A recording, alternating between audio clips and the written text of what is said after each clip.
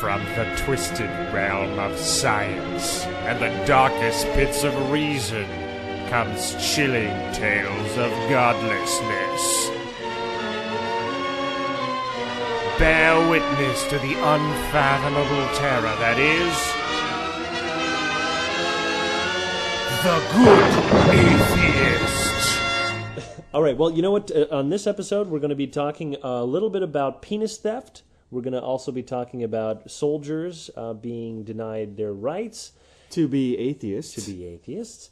And we're also going to talk a little bit about some, some bombings happening in Somalia and that kind of stuff. And, of course, my closing rant, which I will keep a surprise. Ooh. And also a new feature. A new feature that will also keep it a surprise near the end. Okay, we're not telling it. I'm not even telling what the new feature is. We're test driving this thing. You don't know what it's going to be. Maybe awesome, maybe not. I don't know. It might really fall flat, but we will see. Okay, to start off, let me start this off because All right, sure. You people are lucky that I am around. Because I actually forced Jake to come up here and record this show. Because if I had not, he would still be downstairs playing Grand Theft Auto 4. It's true. Which is what he has been doing for the past, since whenever the game came out. It came out Tuesday. It's ridiculous. This guy has been doing nothing but playing this game nonstop. All right, it's true. You know what? The game is highly addictive. I've been waiting for this for like a whole year. I play video games once in a while, but this has gotten pretty out of hand. But an interesting thing, and I wanted to get your opinion on this. There's a guy called Jack Thompson, and this is the granddaddy of the whole games are evil kind of thing. This guy's a lawyer, and he has tried countless times to try to repeal games, prevent them from being sold, give them classifications as being lewd and inappropriate, so they couldn't legally be sold, in stores and stuff like that. And every time he's failed, and his new attempt, obviously, his new daddy is Grand Theft Auto 4, which he says is, obviously degenerative, bad. It is degenerative. It is a little degenerative. It is very degenerative. I have never seen a video game that is more vile than this. Basically, the only line they didn't cross, and this is what I picked up today, is there was actually a playground in the game, and I was like, are there kids? Can you run them over? And you were like, no, there were not. And I was like, well, at least that's one line they did not cross. It's true. I mean, you would think that if they had crossed that one line that you could run over kids. I mean, it would be all over for them. All over. It really would. But let me just say that you can do everything else in this game. I'm talking about everything else, and it is really, really sick and degenerative. And I tell you what, you do not want your kids playing this game because it is fucked. That's all it is. It is definitely nice. But you know what? And here's the thing. And it almost seems like an anachronism for Jack Thompson, who fails to realize that, because he keeps saying, games are bad, games are this. And he fails to realize that the majority of game buyers are, guys our age.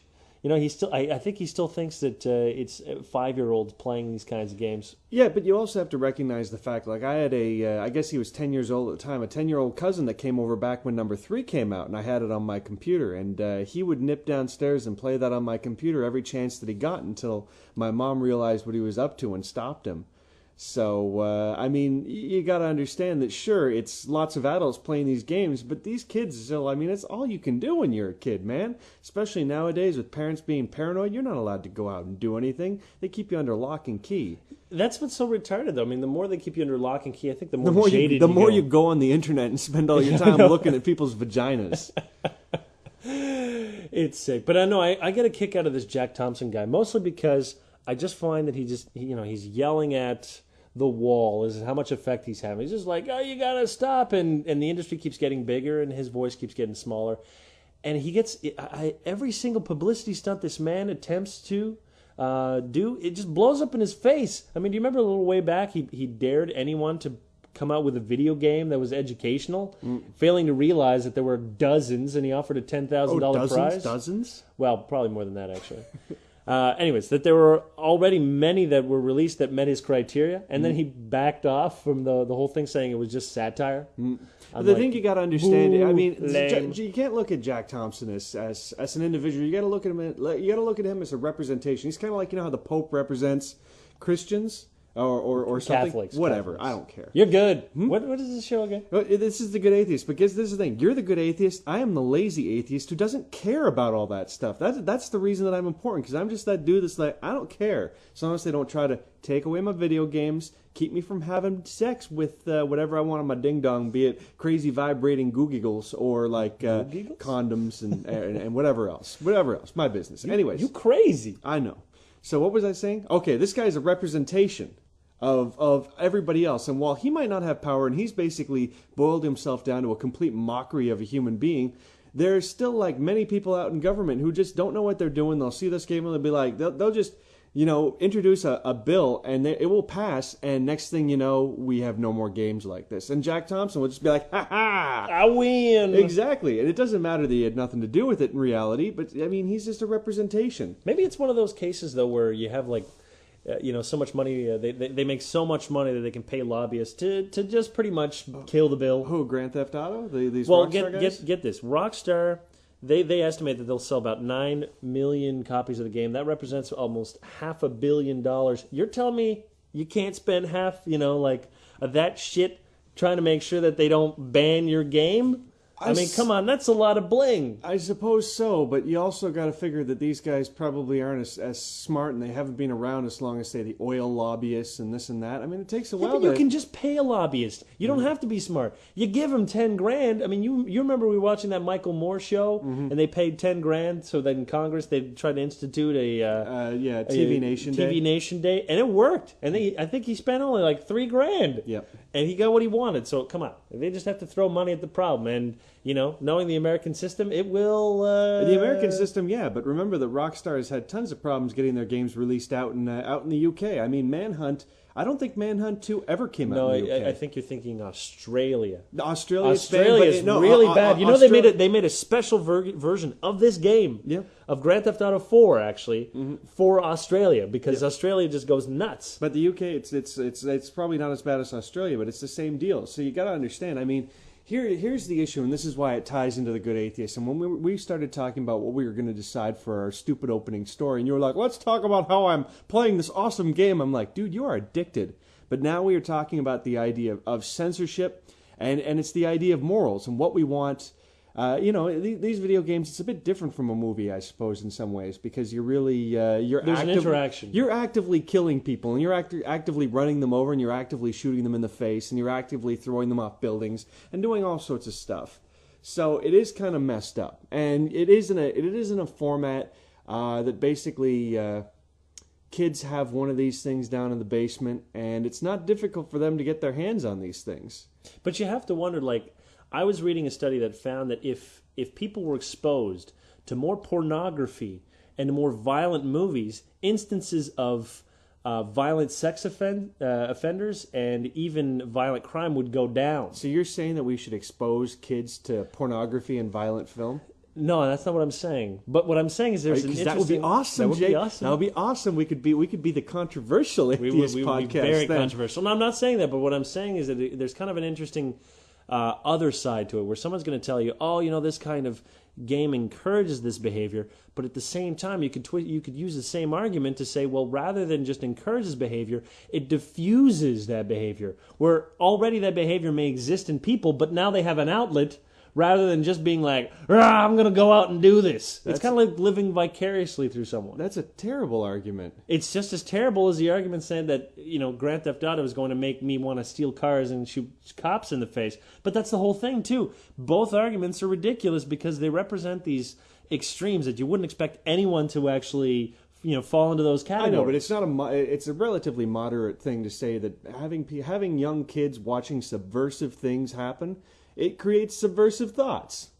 And it's obviously within an environment in which they have no context. If you were to just give them Grand Theft Auto 4 and be like, go raise yourself, yes, you would probably have a problem in which they had no other social interaction. But the reality is that the outside world is still way too much of a strong influence, and a 3-hour session with this is not going to make you into a psycho. And besides, people will get bored before that they really get totally dehumanized. Eventually the game loses its appeal. And after that they're just like, Okay, time to move on to the next video game or the next activity. Okay, well, here's my challenge to you. How about you make an article about it? You'll put it out there onto the Shout Wire, and then we'll come back and discuss this topic next week as a more thought-out thing, because we were just like, opening story, let's just throw it out there. And then have a 10 quick minutes discussion. later, bam. 10 minutes later, we're like, you know what, this is going to be an argument for a while, because I don't want to argue that video games turn kids into evil psychopaths, because I don't believe that, but I also believe that there's got to be, the whole way that it's going has got to be changed, because...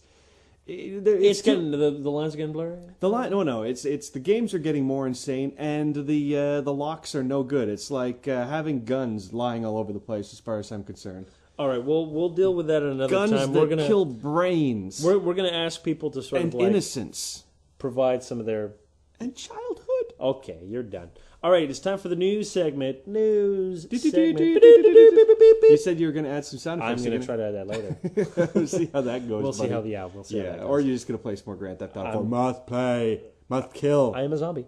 All right, first up, penis theft panics city. Police in Congo have arrested 13 suspected sorcerers accused of using black magic to steal or shrink men's penises after a wave of panic and attempted lynching triggered by the alleged witchcraft. Now, there are apparently about 14 victims of whom were detained by police and who claim this. They were saying that the sorcerers were trying to touch them to make their genitals shrink and disappear, and that there were a number of witnesses that said that this was true.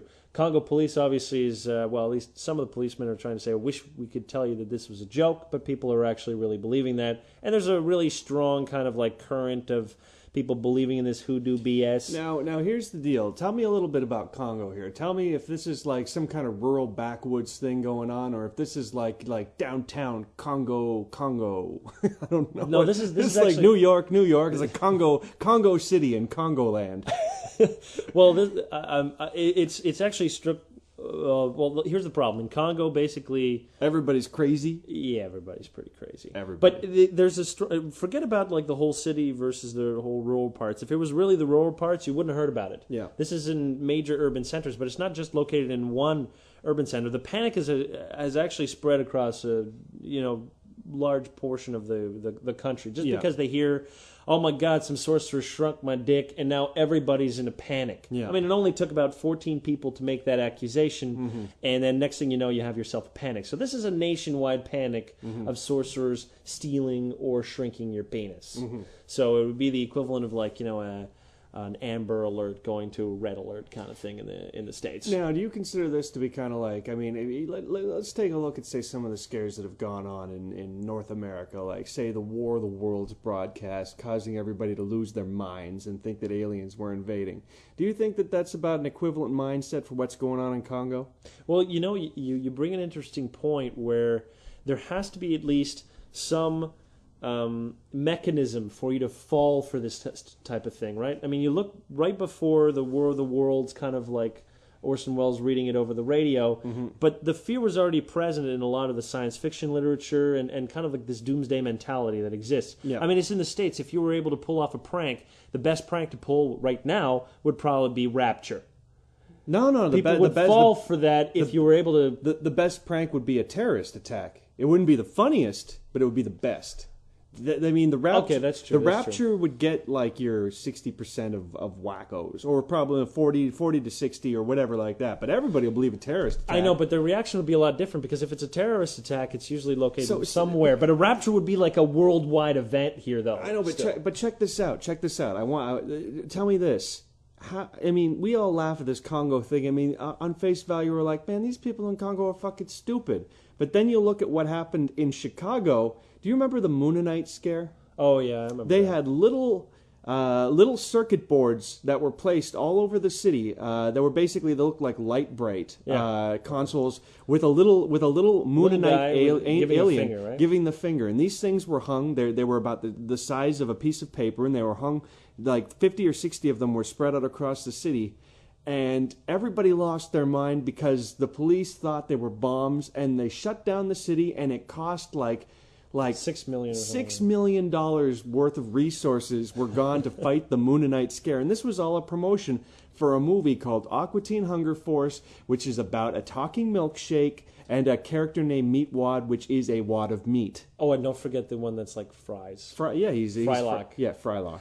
Well, that's a great point, because when you compare shame the on two, us. Well, it's not shame on us. It's sort of like the modern day superstition of the boogeyman as the terrorist. That hasn't changed. I mean, if you look at the way that he's depicted, you strike at any point. He's there to kill your families. Yep. And it's not different at all from this sort of penis scare. The only difference is that this sounds comical because it's genitalia. And anytime you have any genitalia, everybody thinks it's always fucking hilarious. All right? It would be like somebody going around and be like, they're making my titties shrink. It would be funny. We would laugh at that. But at the same time, we can't just deride them saying, oh, these people are silly. They have all these silly beliefs. Well, we're just, our beliefs may just be as silly, but they're rooted in the same mechanism. I know, but we gotta say that mechanism is stupid. It is stupid. It is a crappy mechanism. we should try to get a little smarter here, people. I'm just trying to remember the last time this mechanism did anything but make us all look very foolish. Well, it makes sense when you live in a world with tigers and, saber-toothed tigers. Like where a person can run in and leopards. Be like, a tsunami is coming. You're like, yeah, right. That's a time where skepticism is probably bad. Yeah. Be like, why don't I listen to this guy? What do I have to lose? Well, let's see, I could lose my life. So, I mean, you can kind of understand... Penis. Or my penis. And you can kind of understand how the two, at least for guys, are really similar. If I lost my penis...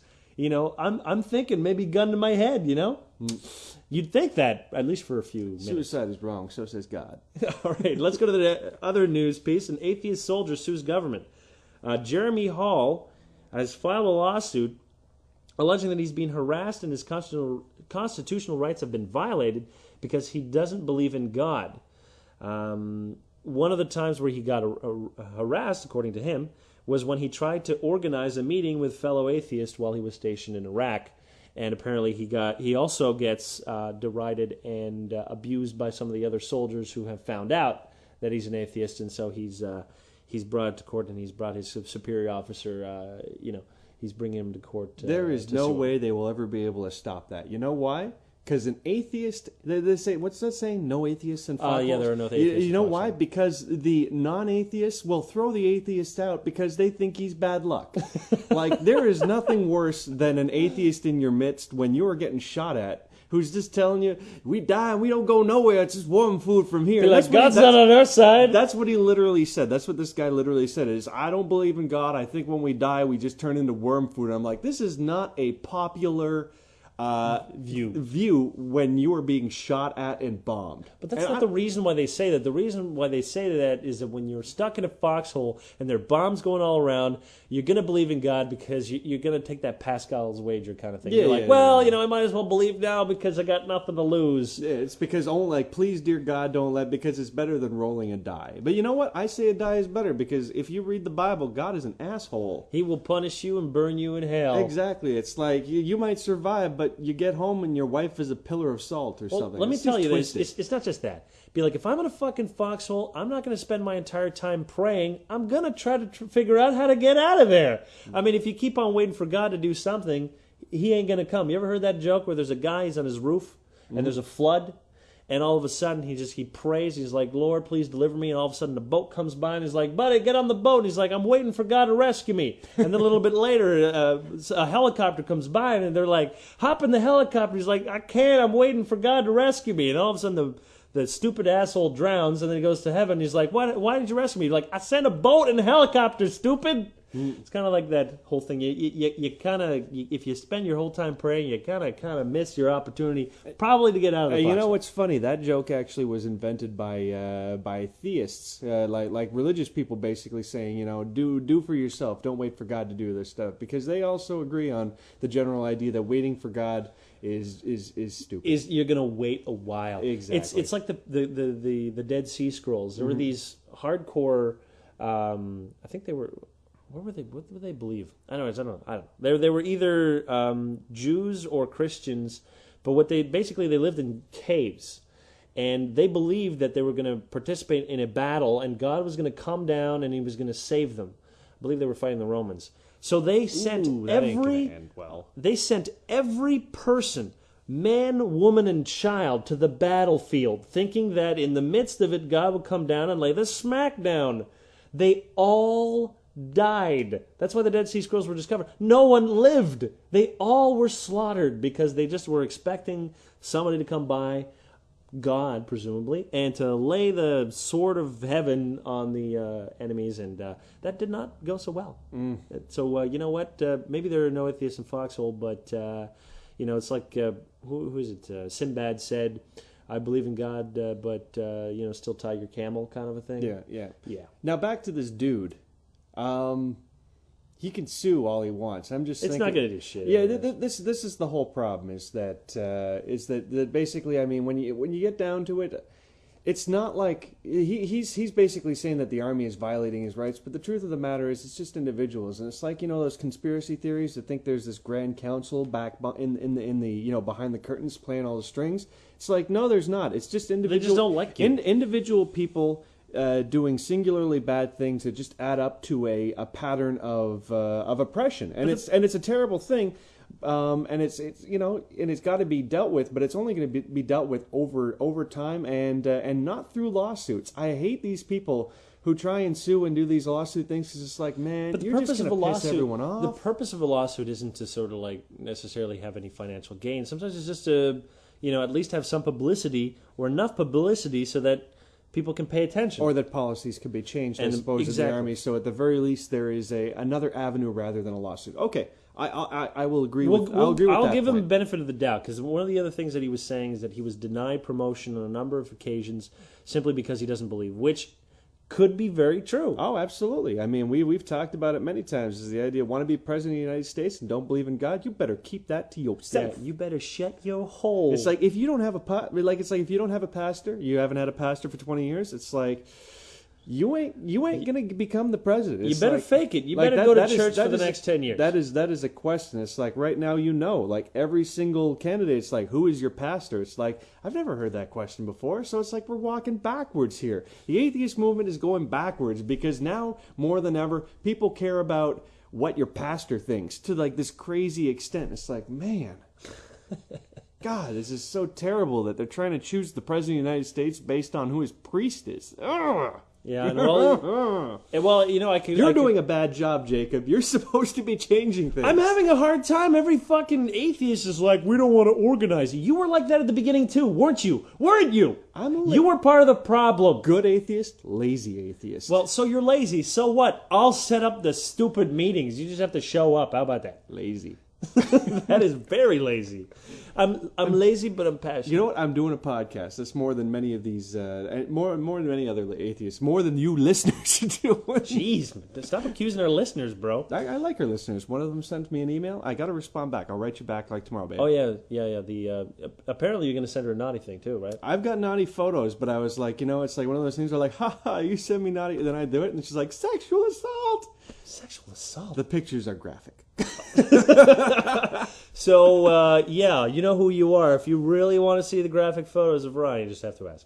All right, the other item of the news, the last item of the news, is that the U.S. has bombed suspected an Al-Qaeda home in Somalia, killing 11 people. The U.S. claims that Aden Hashi Aero, I can't even pronounce it, was the leader of a fundamentalist group in Somalia called the Somalian Union of Islamic Courts, which controls much of southern and central Somalia. Now, for those of you that don't know, basically these guys like to cause a lot of shit in neighboring Ethiopia to destabilize them, and it seems as though the U.S. has decided to take out one of these guys. Now, he's not exactly he wasn't exactly a political Al-Qaeda member, more of a low-ranking soldier that was a little camera shy. No. The problem is the collateral damage that has been caused by this bomb, where a lot of people got hurt. A lot more, like there was 11 killed, but there was a lot more people very badly burned, and it looks really bad. It's like anytime like a building falls over in Somalia, it kills like 200 people. So when you drop a bomb, and I'm not talking like people don't understand how big these bombs. I know they think, and what they do, it's a grenade. It's like they watch Hollywood movies and they're like, "Wow!" It's like when a bomb goes off in Somalia, it is not pretty and it's not lots of flames flying. It's just a lot of shrapnel and rocks and things that burn and cut off limbs and do all sorts of horrible things, and you die 3 weeks later in the dirty hospital. It's very not the happy. death count will obviously keep going. So they killed 11 alleged terrorists, and now they have 500 new Al Qaeda members that hate America. That's the whole guts. thing. The response of the group was that they were going to make serious retaliations, and I can only guess as to what they're going to do now. And this is the funny thing about American policy when it comes to sort of terrorists. They've decided that they're going to take the really hard stance. They're like, you're a terrorist or you're a suspected terrorist, we will bomb the shit out of you. Mm-hmm. And it doesn't make any of these people afraid to become terrorists. If anything, it emboldens them. They're like, fucking A. And does anyone want an excuse to hate them? How about the fact they killed my uncle? Okay, Mr. Potty Mouth. This isn't some football game. Shut your mouth. Here's the thing. Here's one thing that I want to make very clear. I don't know about you. Maybe you're a cowardly liberal. I actually want to kill these people too. I just think that dropping bombs on them is really stupid. Look, I didn't say you're gonna give them pillows here. Like here's the thing. Let's imagine this as one of those Visa commercials, like flying out a bomb or plane. $50,000. Okay, $50,000. Dropping this bomb. The bomb is like $70,000. Killing lots and lots of innocent people, creating a whole new batch of terrorists and all of their family, and there's like 30 people in every family, and now everyone hates America. Priceless. It's like there are other ways to deal with these things. It's like I hate these scenarios where like we got to fight them. I'm like, I agree, we do have to fight them, but let's be a little bit smarter about this. Let's, at the very least, put some money in there, get some Somalis to go and kill this guy and assassinate him or do something like that, and at least make it so it's not like an American plane drop an American bomb and it's like an American flag on the side. That's the thing that's very different. In the old days, they used to get these CIA guys and they'd kill you and you never even heard about it. Yeah. Bam, you're dead. And as much as I hate that covert shit, it makes a pretty good movie. But still, I mean, you're right. I mean, if these guys are really quite dangerous, do I have a problem with them getting the old CIA treatment? I don't know. It's really a very, very tricky question. But morally, ethically, and practically, this is the whole thing. You really have to look at it from all the different angles and stuff. And this is the funny thing, actually, and just to tie it a little bit into religion, but it's funny. A lot of the people who are very bang the war drum and stuff are religious people, and it's kind of ironic that they just take it to the idea of they're trying to kill us, so we kill them. But I mean, from a moral standpoint, for me, it's like I actually constantly think about what's happening and how many people are dying and what's the collateral damage and this and that. And this is actually something that I think atheists are a little bit more concerned about, or at least in my view. Well, there's that point where all of a sudden, if everyone isn't a product of their religion, you have to see everybody as being equally human rather than being dehumanized by their religious beliefs. Mm. So, I take a look at this guy, and simply because he's, Al Qaeda member, is he less human? Is he less deserving of life than me? And that's a tricky question. Now, if he's trying to kill me, then my response would be like, I'm going to kill you. Mm. But at the same time, I mean, it's not like every single person who's ever been a fundamentalist can't not be fundamentalist anymore. It's not as though when you cross that line, it's impossible for you to come back. But there are certain times where it does become impossible. If you're right on that edge of being like, well, maybe I do, maybe I shouldn't. I don't want to kill anybody. I just want, the right to believe in what I have to believe in. I don't want these people in my country. And all of a sudden, you hear a plane drop a bomb and your little sister gets fried. Now you're over that edge, and there's nothing you can do to bring them back. There's nothing. I mean, this person now wants blood, and they will be blood drunk forever. Mm-hmm. What are we causing? I mean, You were talking about prices too. I mean, these guys operate on a budget of $20 a freaking year or something ridiculous. You know, they don't even need money. All they are fueled by absolute hatred.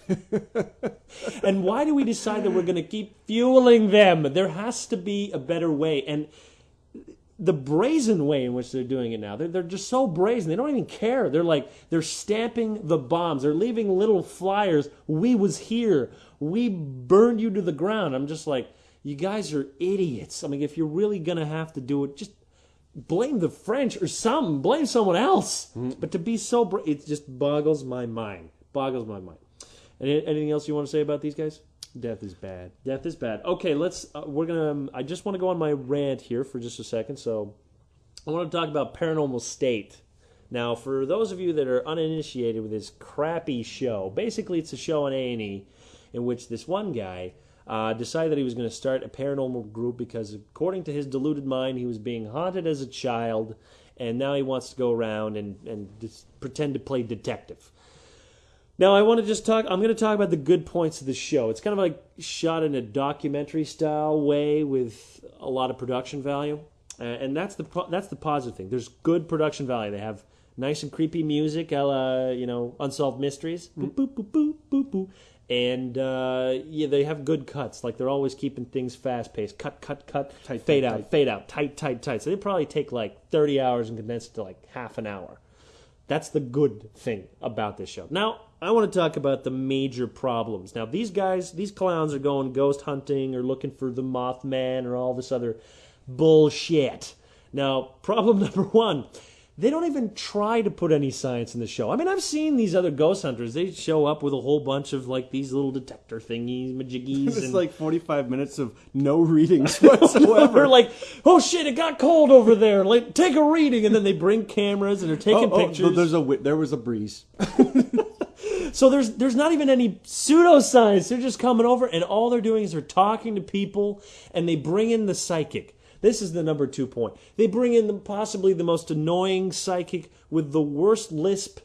I don't even know where this guy comes from. I mean, he's so annoying that even the host of the show looks like he can't stand him. I mean, at the beginning, he didn't even want this guy on because he felt that was a little too much. But the producers were like, we need a freaking psychic because you ain't got anything. This guy is over the hizzy. So this guy's walking into an insane asylum one episode, and he's like, oh, the noises, I just wish they stopped. They're yelling at me, stop. And he's adding the only drama to the show because everyone, and this is the third problem, is as wooden as a board. I mean, they're so boring. Some of these morons, and they're like, I don't know how old they are. They're probably in their early 20s. Very early 20s. They look like they're scared of the camera. I mean, they're just standing there. They don't say one word. And they're just looking away from the camera. They have no charisma. Why they're even on there, I don't know. Maybe they're the most gullible people that have a pseudo, university degree. I don't even know.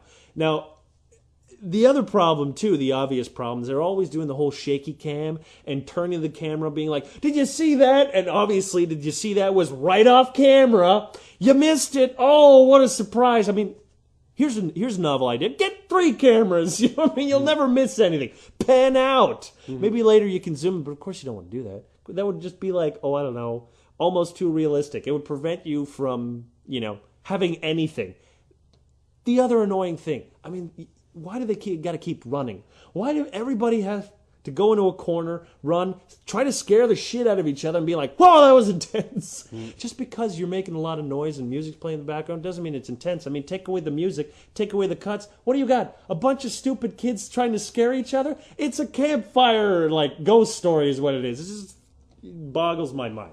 You have anything to say about this piece of shit? Yeah, you really suck the fun out of everything. And that's the reason why no one likes atheists. That show is stupid and awesomely fun, but it's good. How is it fun? It's just fun. Annoying to watch. It is good, harmless fun. I mean, the show is a horror show. It's trying to creep you out. No, it's like at the beginning of Amityville Horror. This is based on a true story. At the beginning of that's when I hate that shit. Anytime you try to make it based on a true story, it's like the fucking exorcism of Emily Rose, right? Where they tried to sell it, she was seeing demons.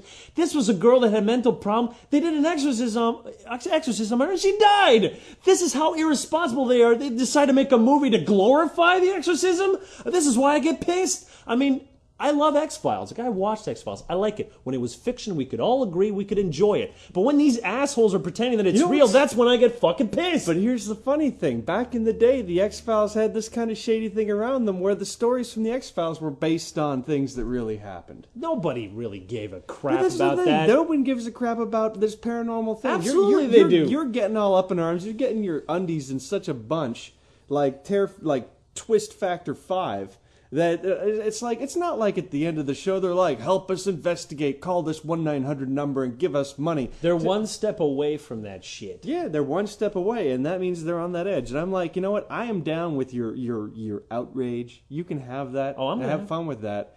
But I enjoy these movies. I enjoy these kinds of shows. And I don't enjoy them because I think they're real. I just enjoy them because they're fun. I know, but they are spooky. It's like you sit there and you delude yourself into thinking about it. And the thing about it is, anybody that falls for this stuff is so credulous. They're never gonna come over to the other side. These people here, you know what? What are you talking? You're. It's like I can't believe how elitist you are when it comes to that shit. You're like, you're lost. If you believe in that, you're lost.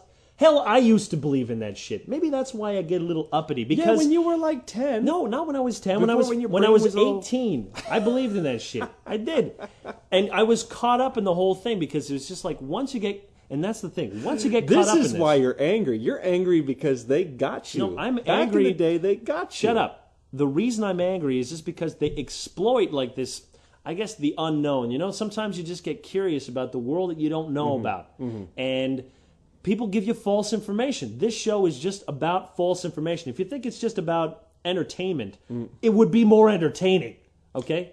It's really not that entertaining at all. So long as it doesn't get into that crossing over John Edward. But that's exactly what they're doing. I mean, with the whole psychic saying like, oh, I can see this is an Indian burial ground, or these people are screaming at me. And if you don't think that people are actually literally believing that this is happening, you're an idiot. I mean, they are willfully being dishonest about everything that they do on that show. And that's my problem. It's not about entertainment value, at least for them. They sell their shit based on the fact that they pretend that they're real. But as soon as you pretend that you're real, you're going to get an asshole like me that's going to tell you, you suck, and these are the following reasons why you suck. Go to hell. Okay, I concede. But I also say that you do blow it out of the water a little bit because you are upset at being duped for being a child. I was, in my infantile mind, duped. Your infantile 18-year-old mind. It happens. Hell, I used to believe in the conspiracy theory of JFK's assassination until I started really reading into it. But I wouldn't want them to do a show glorifying that either. I mean, if you're really going to pretend... What about a 3-hour movie from Oliver Stone? Yeah, I know. I watched that movie, and I read the book that the movie was based on. That's why I believed it. Mm-hmm. I mean, he was a credible guy who basically was, he's a district attorney for Louisiana, wrote a book about it. I mean, right away, you're thinking, why would this guy ever want to make this shit up, right? And I don't think that the guys from Paranormal State are necessarily... they're lying to themselves more than they're lying to us. This is why you got to grab them by the freaking collar and slap them around and be like, wake up, you moron. But you're just making shit up. Wake up, it's all fake. Okay, show's over. See you later, everybody's unemployed. Well, they're going to school. Why doesn't he learn something? He's ruining his education at Penn State. It's a good university. I'd be pretty upset if I was Penn State because it's the Penn State. I know that's why they. I want to start like the Penn State masturbatory clinic. The NAMBLA group. Exactly. Yeah, Penn State was not too pleased with that. Okay, let's keep this rolling. All right. Well, we're the surprise new feature is Moments in Idiocy. Now, just before we continue on this. Jake told me about this, and I was like, seems a little bit, I don't know, negative. It's actually just to have a little bit of fun. See, what I want to do is I want to talk about anything that's really stupid that just appears, just to kind of leave the show on a really fun, lighter note. Mm-hmm. Kind of that we can laugh at how stupid the species we are sometimes. Because I could point fingers and say, oh, it's this guy that's stupid. But really, we have to take responsibility. I mean, we're all part of this human family. If you do something stupid, you make all of us look stupid. Mm-hmm. And this week, for the first time, we have a very special winner. Because here's what I'd like. I'd like, if this is a popular feature, I'd like it that we nominate who is the stupidest person of the year. So starting from today, we're going to keep these people all in check, and then we're going to have a little bit of a survey saying which of these represents the greatest moment in idiocy. What do you think? I like it. I could tie it in. Like at first I was like, what does this have to do with atheism? But I suppose atheism is about the idea of rational thought and about thinking things through and about not being really stupid. Not being an idiot. How about that one? All right, speaking of idiot, let's talk about Charles Ray Fuller, a 21-year-old man from Dallas, Texas, who went to the bank to try to pass a $360 billion check, who he claims was from his girlfriend's mother to help him start a new record label. $360 billion. How did he even fit all those zeros on the fake check he was trying to write? What was he thinking? That the bank would be all like, that's cool. Let's just open the coffers. There's $360 billion just sitting right here. I mean, was he like putting a couple zeros? He was like 3,600. Nah, you know what? Yeah, 36,000. No. 360,000. Now all of a sudden he was like, fuck that noise. I'm going to go crazy. Like, let's keep putting zeros. Woo! Until he ran out of ink or something. $360 billion. Not the brightest bulb in the shed. Yeah, he's facing, I think, 5 years in jail for that little bit of fraud. I mean, you'd even think that when someone is that stupid, I mean, you don't even send him to jail because he's just going to get owned. I mean, it's a crime so idiotic that it requires a special prison, I think. What I want to know is whether or not that guy's girlfriend, because it was her mom that he tried to that he stole. They tried to defraud, right? I wonder if she's still with him. They are not dating. No? And as far as I read from the article, they haven't been dating for a while. Oh, okay. So it would kind of explain why he was trying to defraud the mother for $360 billion. I wonder what she does. You know, it must be a very lucrative job. For him to think that she has that much. I think it represents about 6 times the fortune of Warren Buffett, the world's richest man as of this month. He's richer than Bill Gates. He has about $60 billion. So that's 6 times what he has. You got to go date his daughter. Does he have a daughter? I don't know.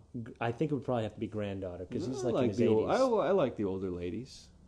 They appreciate. They buy me watches, tons of watches. This is how older women pay younger men in watches, not money. Well, we're arm candy. We have to look pretty. Yeah, we need nice watches, like giant watches, exactly, that tell time in like Switzerland and the moon and Saturn. What time is it on Saturn right now? I think it's time for the show to end. I think so. So all right, that was our moments in idiocy. That was our last little segment, and we will catch all of you for a new episode of The Good Atheist. Next week, if I can force him off of his killer rage robot video game. I think I'm going to be done by then. I mean, video games have a lifespan.